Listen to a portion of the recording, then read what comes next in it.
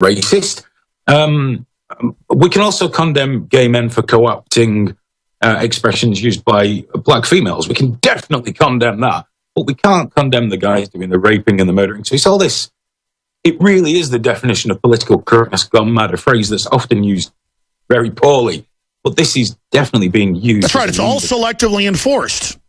Of course it is. That the milking it for everything it's worth. The government have seen a tremendous aided by people's irrational fear of bearded lunatics in sandals exploding everywhere, and the current zeitgeist of thinking amongst our younger people and their leaders. Well, after World War II, the British and the UK refused to carry ID cards and said it was Nazi Germany.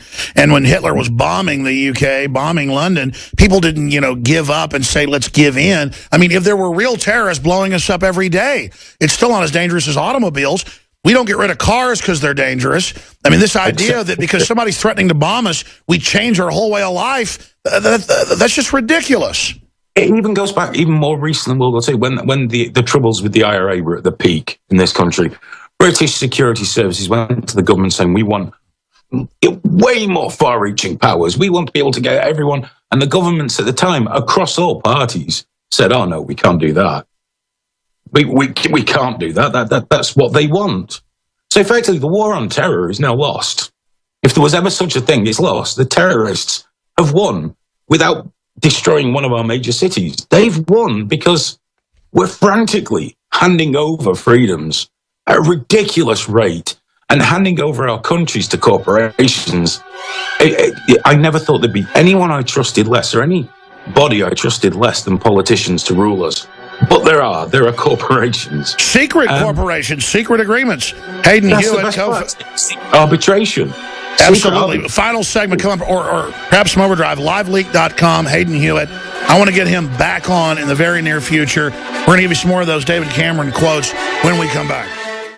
Well, I want to have Hayden Hewitt, the co-founder of liveleak.com, back on in the very near future. He's a great interview, really smart guy. I'm going to be out in the UK in a few months working on a big story. Maybe I can come by his offices and check out what they're doing. They've done a lot of exciting things. They'll be with us for 5 more minutes into overdrive, but the main transmission is going to be over soon. Nightly News is tonight, 7 o'clock. I did find the full quote in his speech from the British Prime Minister just 2 weeks ago. For far too long, this is in his speech, we have been passively tolerant society, saying to our citizens, as long as you obey the law, we will leave you alone.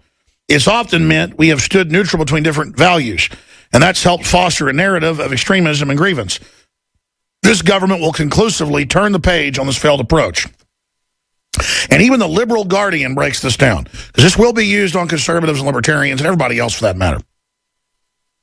Designed to restrict those trying to radicalize young people, they claim it's for radical Muslims, it's not, is to be included in the Queen's speech. David Cameron will tell the National Security Council on Wednesday. Any activities that are, quote, the High Court will rule, harmful activities of an extremist individual, which they define. The definition of harmful is to include a risk of public disorder or a risk of harassment, alarm, or distress. Saying the government's behind terror attacks, that's pretty distressing. A threat to the functioning of democracy. They would include a ban on broadcasting and a requirement to submit to the police, is what he just talked about, in advance any proposed publication. That is the true form of censorship, prior restraint, on the web and social media or in print. The bill will also contain plans for banning orders for extremist organizations. Yeah, like Michael Savage can't come to the UK. Or even guys that just teach self-defense, famous. Navy SEALs and stuff can't go there because they're trying to ban. In fact, they just had the police come out this week. I meant to cover it on Monday. It was in the news. And say, because they asked the police in a public forum, is any self-defense okay? And they said, no, it's all illegal. Only a rape alarm, a panic alarm, a horn is okay. I mean, why do you think the UK, out of all countries, wants this docile population? What's going on? Live Leak co-founder Hayden Hewitt. I think that the thing about the rape alarm was kind of taken a touch out of context, to be fair. I think it's about you can't carry weapons in this country. I mean, just recently, I think it was Manchester or Salford, which is an adjoining city, a guy stabbed a burglar to death, and it was considered self-defense. Good. So I think there's a little bit of clickbaiting and selective reporting involved there. But the big thing with what you just spoke about there, do you remember when people were first concerned about the amount of surveillance where our security services were spying on your people, your security services were spying on our people, and thereby avoiding all the rules about spying on your own people? And everyone, or many people would say, well, it's okay. If you've done nothing wrong, you've got nothing to fear. That's kind of changing now, isn't it? Because Cameron's basically saying, doesn't matter what you've done, you probably got something to fear. That thing you were doing that was okay yesterday is not okay today, but we might not tell you why we're arresting you for it. And yet still, nobody's terrified. And now they're going to try to roll it out. Why do you think governments are moving so fast towards classical authoritarianism? I imagine, and I don't have great experience in government, I'm very pleased to say, once you've got the bit between your teeth and it looks like you can get to the sort of goal you want, why waste time? The quicker you move, like many things in life, with a business opportunity or anything like that, move quick. After careful consideration, when you do move, you move as fast as you can to ensure that it happens with as little interference, like Obama trying to railroad through the TPP thing. I'll be talking about this on the Live Leak show later. The White House can find time to mention Bruce Jenner, for example, which it should be of no relevance to anyone what that man does with his own body. And we're not against Bruce Jenner. It's just not. Why are we obsessing on it? Stay with us back in 70 seconds. I want to elaborate on that. Planet Jenner. I mean, this is not the top story. Trying to start World War III with Russia and China is. But I tell you, CJ is in there ranting to me during the breaks about Bruce Jenner and what's really behind all this. And it really made a lot of sense. He's going to talk about that in the next segment, kind of reload and repeat what he just said to me during that 70-second break. But Hayden, you were talking about Bruce Jenner and all this, and why is Obama talking about it when you got cut off by the break? Go ahead. Yeah, well, I understand the cult of celebrity is huge now, and we love what we can laughingly call reality shows. It's massive. It's a huge distraction. People love it.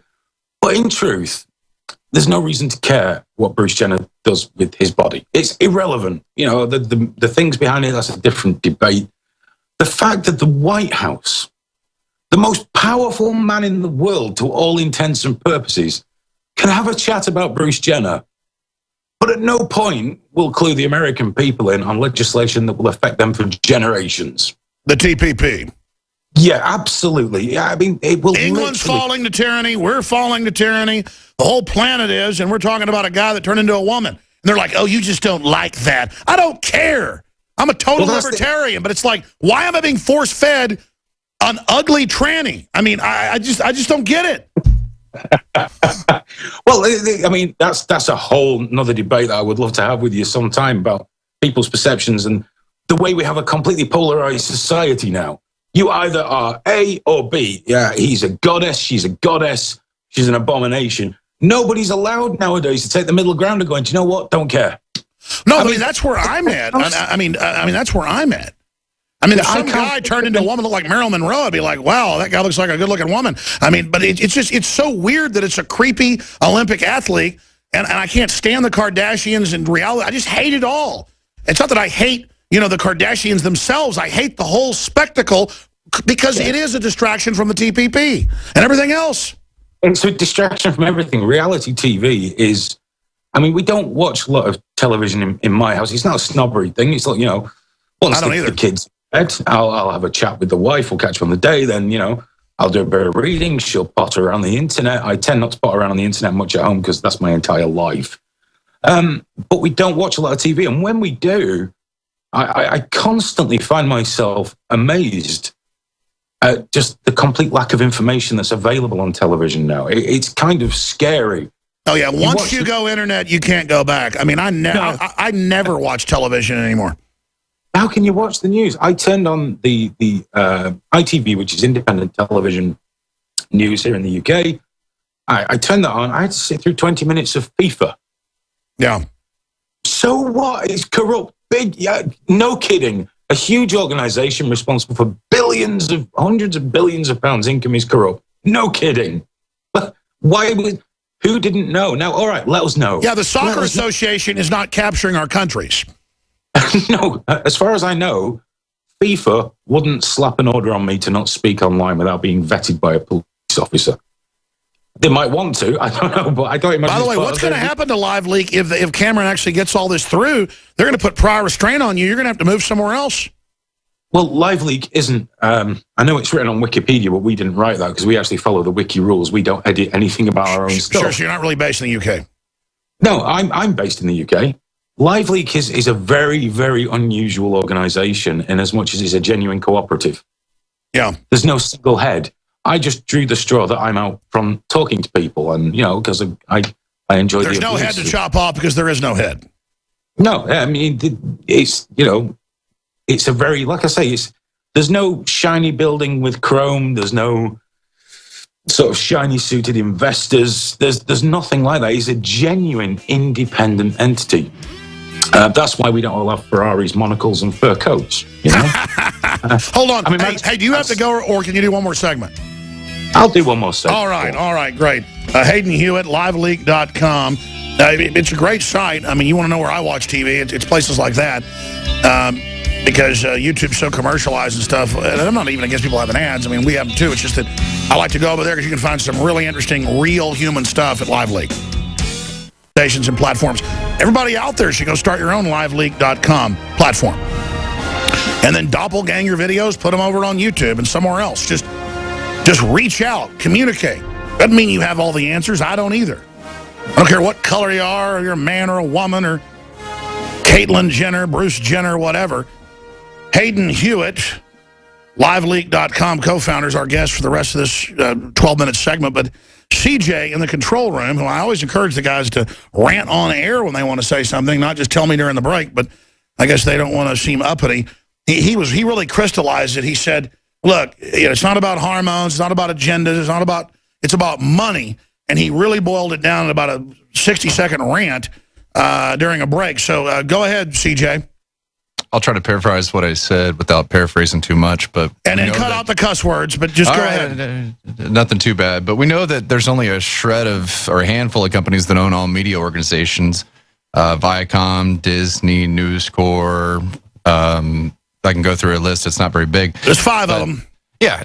So Bruce is on E. He's Chris's husband, basically. He was an Olympian, but he's not in the news. It's not like the tabloids have Bruce all over the place. They've got Kim and Jay-Z and tons of ad revenue based on them. And it turns out Bruce could get 10 grand speaking engagement, but now that he's Caitlyn, he's getting upwards of 100 grand. And it's a small price to pay getting a boob job and a sex change, but he's going to be making millions for himself and billions for that handful of corporations. While they sell this idea to everybody just to create more confusion and claim if you don't accept it, you hate them. Well, yeah, you're a monster, a bigot if you don't love Caitlyn and think she's the greatest gift to humanity since Kim. And then all over the country, they make you pay for people's sex changes. You're going to see an explosion in this. And really, it's just a revolution of weirdness. It's nothing new. I was saying that Chaz Bono, which was Sonny Bono and Cher's daughter, or her son became Chastity. I can't remember which way it was, but it happened almost a decade or more than a decade ago, and it was no big deal. It wasn't like it was a great social event. What this really is an example of how the mainstream media doesn't have the influence it once had in news, but it's still there in entertainment. They still have the big numbers there, and they can just create a new personality. I've seen this guy give interviews with this lady, and it's just super boring. It's like watching paint dry, and so they can just take this and then go, oh, how glamorous, a goddess, worship it. And it looks like a creepy, narcissistic 60-year-old woman. I mean, I don't want to watch a creepy, narcissistic, I mean, I don't sit around reading glamour magazines with, it's just all of them. It's annoying. And it's the force feeding of this. Thank you, CJ. Anything else you want to add? Well, I was going to add one more point, that you have these interviews with people like Diane Sawyer or Oprah, and we had the fallen Lance Armstrong. because people looked up to him. And so when he had a failure, a major lie, it was